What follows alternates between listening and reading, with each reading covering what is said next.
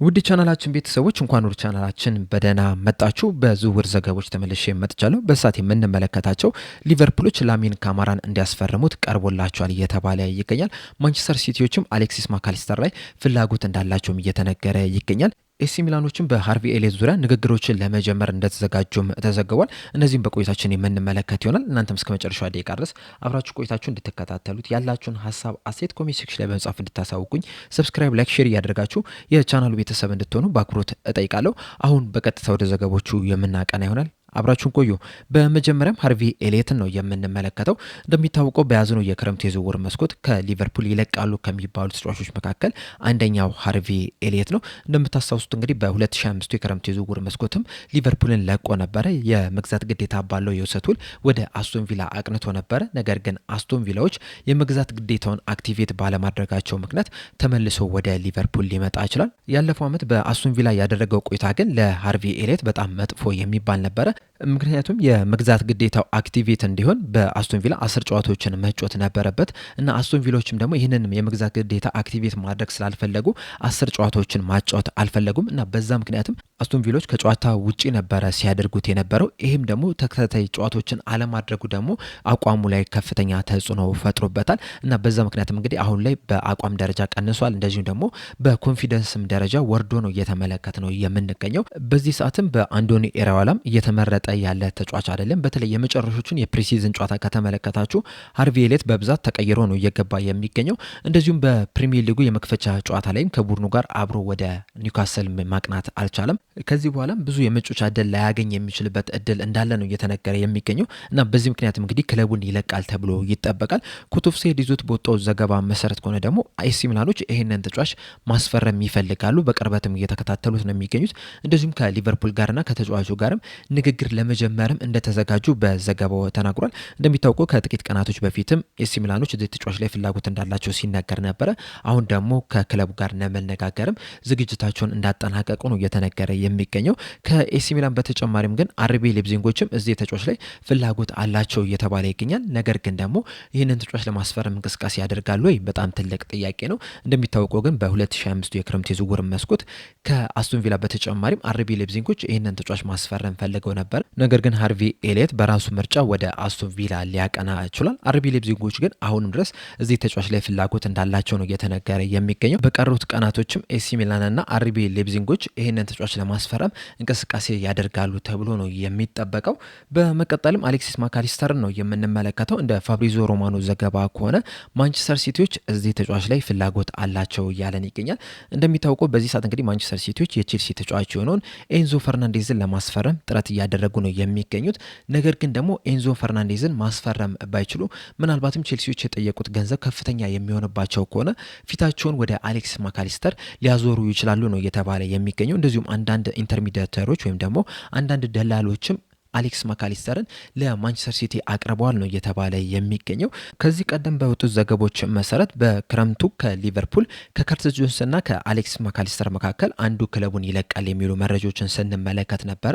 እንደሚታወቀው ደግሞ ከርትስ ጆንስ ወደ ኢንተር ሚላን አቅንቷል። አሁን ላይ እንግዲህ የዝውውር መስኮቱ ሊዘጋ 4 ቀናቶች ብቻ ናቸው የቀሩት። በዚህ ምክንያትም ምናልባትም ሊቨርፑሎች ይህንን ተጫዋች ላይለቁ የሚችሉበት እድል እንዳለ ነው እየተነገረ የሚገኘው። ነገር ግን ደግሞ ማንቸስተር ሲቲዎች ለዚህ ተጫዋች ከፍተኛ ገንዘብ የሚያቀርቡ ከሆነ ሊቨርፑሎች ተጫዋቹን ለመልቀቅ ፈቃደኛ ሊሆኑ ይችላሉ ነው እየተባለ የሚገኘው።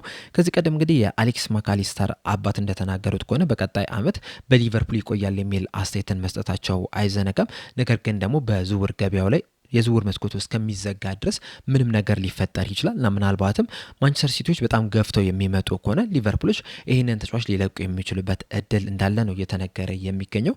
በእርግጥ ሊቨርፑሎች ይህንን ተጫዋች ለመልቀቅ ፈቃደኛ እንደሆኑ ከዚህ ቀደም ሲነገር ነበረ።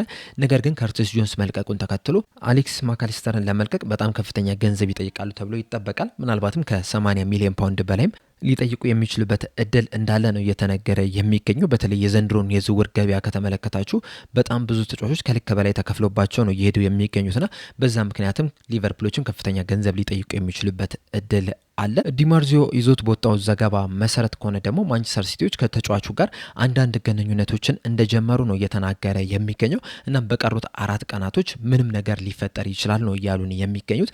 ሊቨርፑሎች እንግዲህ አሌክስ ማካሊስተር ከክለቡ የሚለቅ ከሆነ በሱ ምትክ የበርንማውዝ ተጫዋች ሆነውን አሌክስ ስኮትን ማስፈረም ይፈልጋሉ ነው እየተባለ የሚገኘው። ነገር ግን ደግሞ በርንማውዞች በዚህ ሰዓት ይሄንን ተጫዋች ለመልቀቅ ምንም አይነት ፍላጎት እንደሌላቸው ነው እየተነገረ የሚገኘው። ከዚህ ቀደም እንግዲህ በርንማውዞች ለአሌክስ ስኮት 90 ሚሊዮን ፓውንድ ይፈልጋሉ ሲባል ነበረ። ቼልሲዎችም እንግዲህ ይህንን ተጫዋች ለማስፈረም 64 ሚሊዮን ፓውንድ አካባቢ ጥያቄ አቅርቦ ነበረ። ነገር ግን ያንን ጥያቄያቸውን ውድቅ ሊያደርጉ ተችሏል። ከዚህ በኋላ ግን 90 ሚሊዮን ፓውንድ የሚያቀርብ ክለብ ካለ እንኳን ራሱ ተጫዋቹን መልቀቅ እንደማይፈልጉ ነው እየተነገረ የሚገኘውና ምናልባት ሊቨርፑሎች አሌክስ ማካሊስተርን የሚለቁት ከሆነ ለሱ ምትክ ሌላ ተጫዋችን የግድ ማፈላለግ እንዳለባቸው ነው እየተነገረ የሚገኘው። ነገር ግን በመጀመሪያ ደረጃ ማንቸስተር ሲቲዎች ኤንዞ ፈርናንዴዝን ማስፈረም ይችላሉ የሚለው ነገር መታየት አለበት። ምክንያቱም ኤንዞ ፈርናንዴዝን የሚያስፈርሙ ከሆነ አሌክስ ማካሊስተርን ያስፈርማሉ ተብሎ አይጠበቅም። ያማይሳካላቸው ከሆነ ግን ምናልባትም ወደ አሌክስ ማካሊስተር ፊታቸውን ሊያዞሩ ይችላሉ። ከዛ በኋላ ግን ለሊቨርፑል ምን ያህል ገንዘብ ያቀርባሉ የሚለው በጣም ትልቅ ፋክተር ነው። ምክንያቱም ሊቨርፑሎች አሌክስ ማካሊስተርን በዚህ ሰዓት በትንሽ ገንዘብ መልቀቅ ይፈልጋሉ ተብሎ አይጠበቅም እና ማንቸስተር ሲቲዎች ለዚህ ተጫዋች ከፍተኛ ገንዘብ ለማቅረብ ፈቃደኛ ናቸው ወይ የሚለው መነሳት ያለባቸው ናቸውና እነዚህ ሁላ ከተሳኩ ብቻ ነው አሌክስ ማካሊስተር ከሊቨርፑል ሊለቅ ይችላል ተብሎ የሚጠበቀው። ካልሆነ ግን በቀጣይ ዓመትም በሊቨርፑል የምንመለከተው ተጫዋች ይሆናል። በቀሩት የዝውውር መስኮት ቀናቶች ግን ሊቨርፑሎች ምናልባትም ለከርተስ ጆንስ ተተኪ አንድ ተጫዋች ሊያመጡ ይችላሉ ነው እየተባለ የሚገኘው። በተለይ ከጥቂት ቀናቶች በፊት ሊቨርፑሎች ላሚን ካማራ ላይ ፍላጎት እንዳላቸው ሲዘገብ ነበረ። ትናንትና ምሽት ላይ ደግሞ ቤን ጃኮብስ ይዞት በወጣው ዘገባ መሰረት ላሚን ካማራ ለሊቨርፑልና ለቼልሲ እንዲያስፈርሙት ቀርቦላቸዋል እያለን ይገኛል። ከዚህ ቀደም እንግዲህ ክሪስታል ፓላሶች ይህንን ተጫዋች ለማስፈረም ፍላጎት አሳይተው ነበረ። በተለይ አዲሱ የክሪስታል ፓላስ አሰልጣኝ ሆኖ ሲግ ይህንን ተጫዋች በቅርበት ያውቋል። በተለይ በፈረንሳይ ሲጫወት በደንብ ተመልክቶታልና ወደ ክሪስታል ፓላስ ለማምጣት ፈልጎ ነበረ። ነገር ግን ላሚን ካማራ ይህንን ጥያቄ ውድቅ ሊያደርገው ይችላል እና በዚህ ሰዓትም እንግዲህ ይህ ተጫዋች ለቼልሲና ለሊቨርፑል እንደቀረበ ነው እየተነገረ የሚገኘው።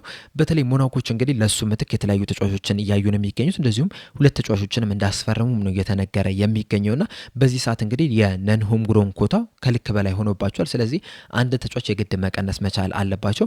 በዚህ ምክንያትም ላሚን ካማራን ለመሸጥ ፈቃደኛ እንደሆኑ ነው እየተነገረ የሚገኘው። ኢንተርሚዲተሮችም ይህንን ተጫዋች ለቼልሲና ለሊቨርፑል ማቅረብ ችሏል። ከፈረንሳይ የወጡት ዘገቦችም እንደሚናገሩት ከሆነም ቼልሲዎች ይህንን ተጫዋች ለማስፈረም የተለያዩ እንቅስቃሴዎችን እያደረጉ ነው የሚገኙት። በተለይ ደግሞ ኤንዞ ፈርናንዴዝ ክለቡን የሚለቅ ከሆነ የሱ ምትክ አድርገው ላሚን ካማራን ማምጣት እንደሚፈልጉ ነው እየተነገረ የሚገኘው። ሊቨርፑሎች ግን ይህንን ተጫዋች በቅርበት እየተመለከቱት ይገኛሉ። ነገር ግን ደግሞ እስካሁን ድረስ ምንም ያቀረቡለት ጥያቄ የለም። ምንም አይነት እንቅስቃሴም እንዳላደረጉ ነው እየተነገረ የሚገኘው።